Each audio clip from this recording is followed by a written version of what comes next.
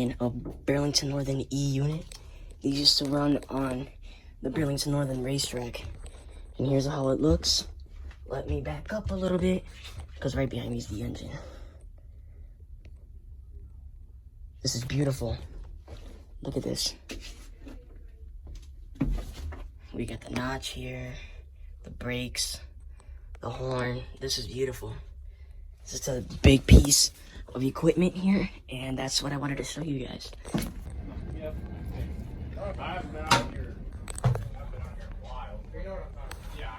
We had to go westbound Main, switch on